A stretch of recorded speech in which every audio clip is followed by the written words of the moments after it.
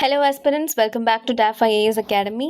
இன்னைக்கு news article discussion start பண்ணிடலாம். First news பாருங்க, high court upholds uniform legal marriage age for all religions. Okay, so இது வந்து நமக்கு உத்தரப்பிரதேஷில் இருக்கக்கூடிய அலகாபாத் ஹைகோர்ட் வந்து மினிமம் ஏஜ் ஆஃப் மேரேஜ் வந்து இப்போது ஃபைனலைஸ் பண்ணி ஜட்ஜ்மெண்ட்டில் கொடுத்துருக்காங்க.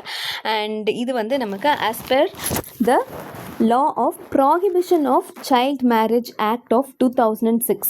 ஓகே, ஸோ இதில் என்ன மென்ஷன் பண்ணியிருக்காங்களோ இது வந்து நமக்கு சென்ட்ரல் லா, ஒரு சென்ட்ரல் யூனியன் கொண்டு வந்த ஒரு சட்டம். இந்த சட்டம் எல்லாருக்குமே யூனிஃபார்மாக அப்ளை ஆகும். அதாவது it applies all citizens uniformly regardless of their religion. அவங்க எந்த ரிலீஜனை சார்ந்தவங்களாக இருந்தாலும் இந்த சட்டம்ங்கிறது ஈக்குவலாக எல்லாருக்கும் யூனிஃபார்மாக அப்ளை ஆகும் அப்படிங்கிறத சொல்லியிருக்காங்க. அண்ட் இதில் இன்னொரு விஷயம், எதுக்கு அதை திருப்பி இதை ரீட்ரைட் பண்ணி சொல்லணும் அப்படின்றத பார்த்தீங்கன்னா, நமக்கு சிவில் கோட், கிரிமினல் கோட் ரெண்டு இருக்குது கரெக்டாக. கிரிமினல் கோட் பொறுத்த வரைக்கும் அது இந்தியன் சிட்டிசன்ஸ்க்கு எல்லாருக்கும் ஈக்குவலாக பொதுவாக இருக்கிற ஒரு சட்டங்கள் தான். அது நமக்கு ஐபிசி, சிஆர்பிசி, இது வந்து கிரிமினல் கோட். அண்ட் இங்கே வந்து IPC, CrPC and then evidence act. அதுதான் இப்போ நமக்கு அந்த Bharatiya Nyaya Sanhita and Bharatiya Nagarik Suraksha Sanhita and Bharatiya Sakshya Sanhita, as Indian evidence act இப்படின்னு நமக்கு சேஞ்ச் பண்ணியிருக்காங்க. ஸோ கிரிமினல் கோட் பொறுத்த வரைக்கும் நமக்கு எல்லாம் ஒரே சட்டமாக தான் இருக்குது. இதில் வந்து ரிலீஜியஸ் பாகுபாடு அப்படிங்கிறது கிடையாது. வேறு சிவில் கோட் அப்படின்னு எடுத்துக்கிட்டிங்கன்னா நமக்கு மேரேஜ், இந்த டிவோர்ஸ் இல்லை ப்ராப்பர்ட்டி, அந்த இன்ஹெரிட்டன்ஸ் ரிலேட்டட், இது எல்லாத்துக்குமே ஒவ்வொரு ரிலீஜனும் ஒவ்வொரு சட்டங்கள் வச்சுருக்கு. ஃபார் எக்ஸாம்பிள் ஹிந்துன்னு எடுத்துக்கிட்டிங்கன்னா அதில் ஹிந்து மேரேஜ் ஆக்ட் இருக்குது, ஹிந்து என்டோமெண்ட்ஸ் ஆக்ட் இருக்குது, இதெல்லாம் இருக்குது. இல்லை முஸ்லிம்ஸ்னு எடுத்துக்கிட்டிங்கன்னா they follow Shariat application law, right, Shariat law, personal லா, அது ஃபாலோ பண்ணுறாங்க. அதே மாதிரி கிறிஸ்டியன்ஸ்னு எடுத்துக்கிட்டால் கிறிஸ்டியன் மேரேஜ் ஆக்ட்னு இருக்குது. ஸோ சிவில் கோட் பொறுத்த வரைக்கும் each religion has their own set of rules and regulations. Okay, so இதெல்லாம் மாற்றுறதுக்கு தான் நம்ம என்ன ஃபாலோ பண்ணணும்னு நினைக்கிறோம், UCC, that is uniform civil code.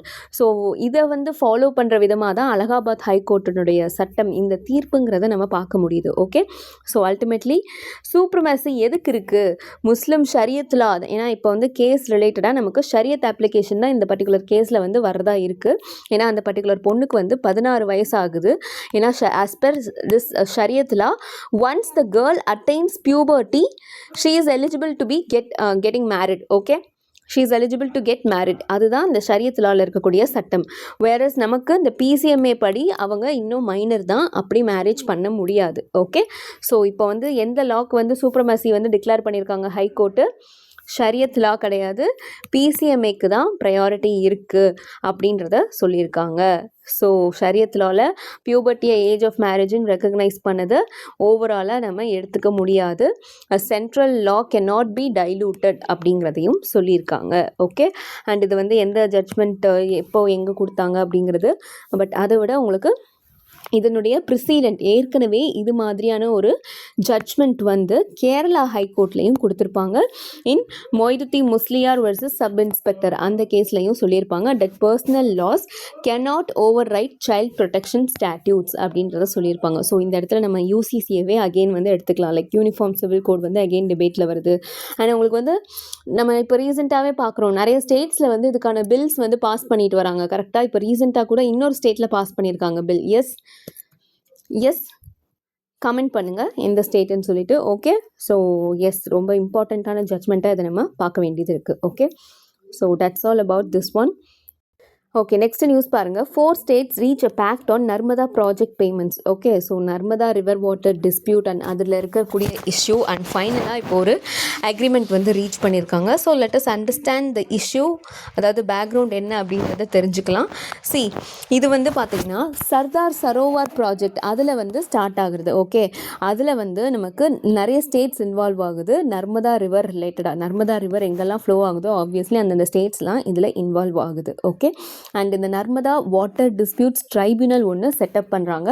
அந்த ட்ரைபியூனல் கொடுக்கக்கூடிய ஜட்ஜ்மெண்ட் தீர்ப்பு என்னவா இருக்குது, 1979 நீங்கள் வாட்டர் அண்ட் எலக்ட்ரிசிட்டி பெனிஃபிட்ஸ், இந்த சர்தார் சரோவர் டேம் ப்ராஜெக்ட் இருக்கு இல்லையா, இதிலேருந்து கிடைக்கக்கூடிய வாட்டராக இருக்கட்டும் எலக்ட்ரிசிட்டியாக இருக்கட்டும், ரெண்டையுமே இந்த 4 ஸ்டேட்ஸோட ஈக்குவலாக ஷேர் பண்ணுங்கள் beneficiary states.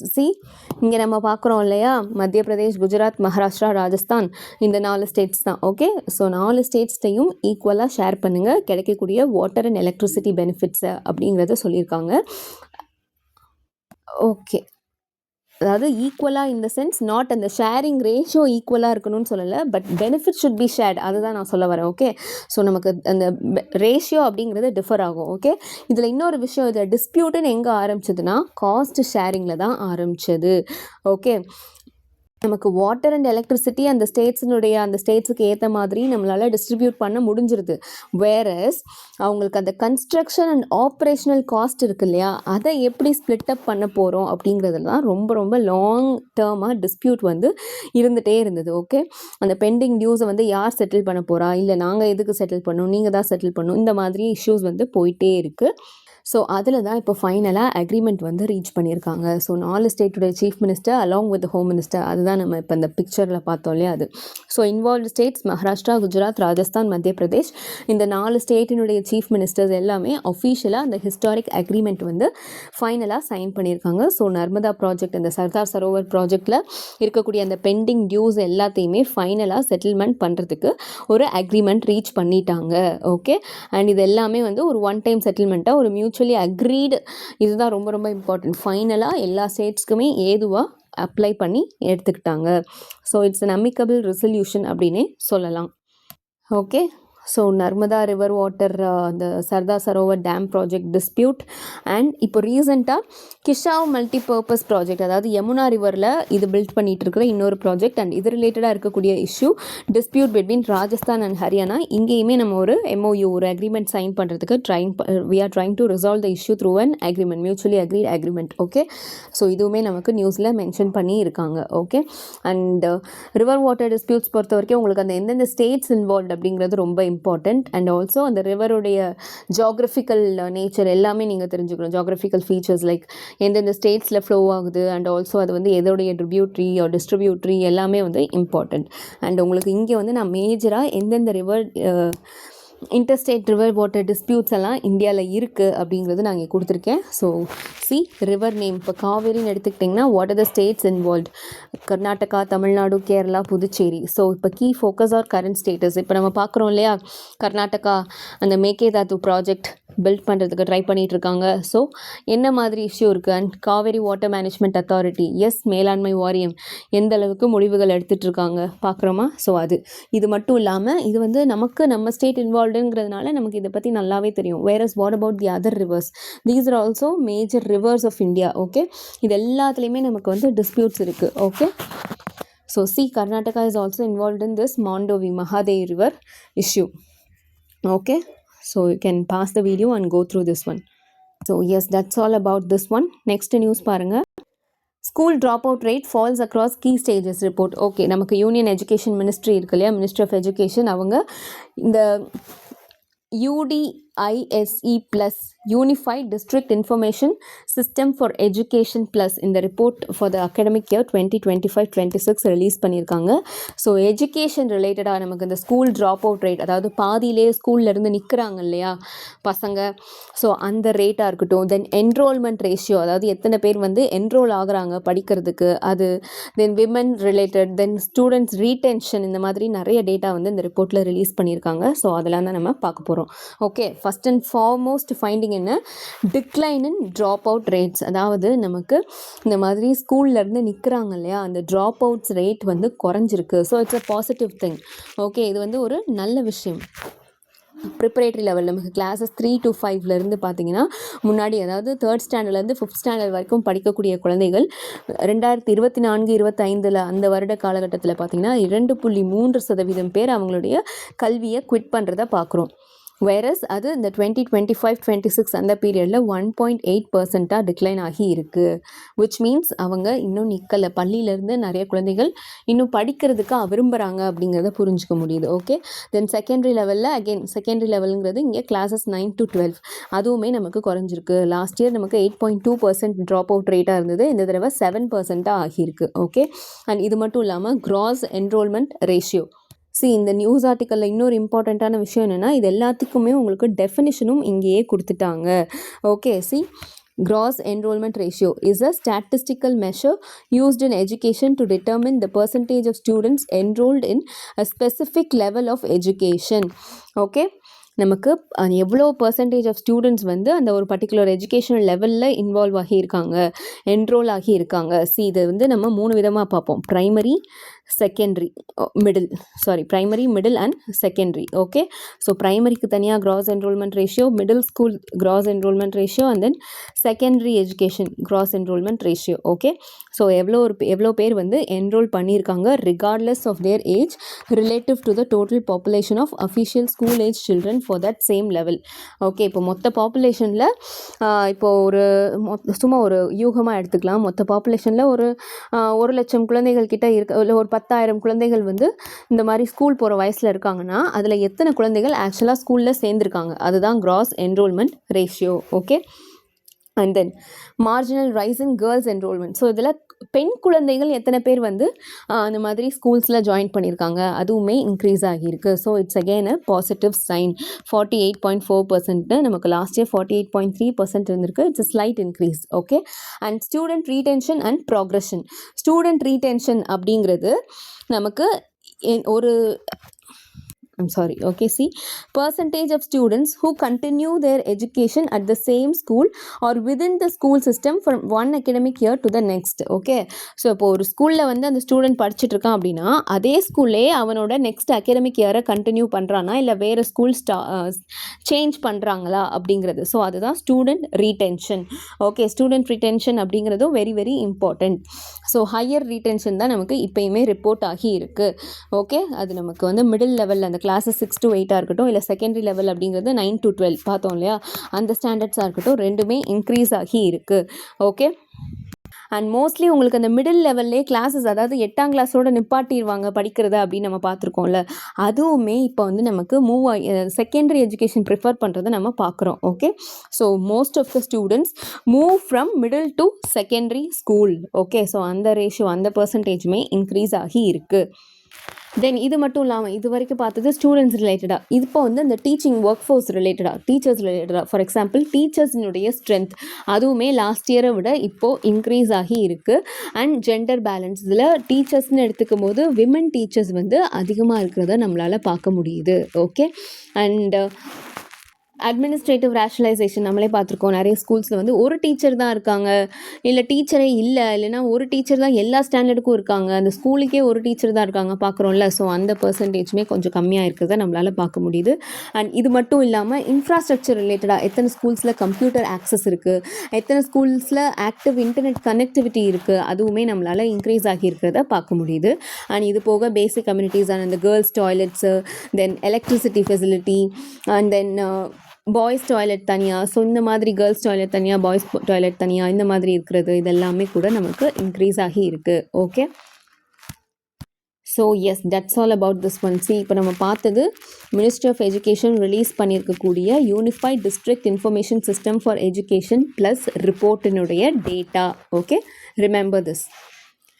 Okay, next news பாருங்கள். BRICS nations call for timely exchange of information on drugs. நம்ம பார்த்தோமா ஆன்டி ட்ரக் ஒர்க்கிங் குரூப் அவங்களுடைய மீட்டிங் 2 நாள் நடந்திருக்கு. ஸோ ஃபைனல் டேயில் குவாஹாட்டி ரெசல்யூஷன் வந்து பாஸ் பண்ணியிருக்காங்க. Reaffirming their commitment to strengthen cooperation to prevent and combat illicit drug trafficking and related organised transnational crime. இவ்வளோதான் அந்த குவாஹாட்டி டிக்ளரேஷனுடைய ஒரு ஃபைனல் கன்க்ளூஷனே சொல்லலாம். ஓகே, எல்லா கண்ட்ரீஸுமே சேர்ந்து இந்த ஒரு டிக்ளரேஷன் வந்து அடாப்ட் பண்ணியிருக்காங்க. அண்ட் இது வந்து உங்களுக்கு பிரிக்ஸை பற்றி அகைன் கொடுத்துருக்காங்க. எந்தெந்த கண்ட்ரீஸ் எல்லாம் மெம்பராக இருக்குது. ரீசெண்டாக கடைசியாக இன்க்ளூட் ஆனது இந்த Egypt, Ethiopia, Iran, Saudi Arabia, UAE and Indonesia. Okay, so yes, that's all about this one. Next news பாருங்கள். Upcoming index of services production is expected to rely heavily on GST figures. Okay, நம்ம already பார்த்துட்டோமா. Just like how we have IIP for measuring industrial activity, index of industrial production இருக்கா? Yes, இதில் வந்துட்டு நமக்கு mining, manufacturing, electricity இருக்குது பார்க்குறோமா. And அதில் கூட இப்போ ரீசெண்டாக நிறைய இன்க்ளூட் பண்ணியிருக்காங்க பார்த்துருக்கோமா. ஸோ அதே மாதிரி நம்ம சர்வீசஸ் செக்டார் அதனுடைய ஆக்டிவிட்டி மெஷர் பண்ணுறதுக்குன்னு ஒரு இண்டெக்ஸ். ஓகே, அதுதான் index of services production. Okay, first structured attempt to consistently and periodically quantify the country's formal services sector. Note, okay, involves what? Only the formal sector. Okay, so நமக்கு இது வந்து ஜூலை 29 இதனுடைய first data வந்து release பண்ணுறதா இருக்காங்க. And இதுக்கான அந்த data source R calculating மெத்தடாலஜிக்கு எப்படி ரிலை பண்ண போகிறாங்க அப்படின்னா ஜிஎஸ்டி டேட்டா வந்து எடுத்துக்க போகிறாங்க. So that will serve as the major primary source to estimate services sector production. So இது வந்து வெரி வெரி இம்பார்ட்டண்ட். அண்ட் இது மட்டும் இல்லாமல் நமக்கு annual survey of incorporated services sector enterprise இதிலிருந்து கிடைக்கக்கூடிய டேட்டா அதையுமே நமக்கு யூஸ் பண்ண போறாங்க. ஓகே,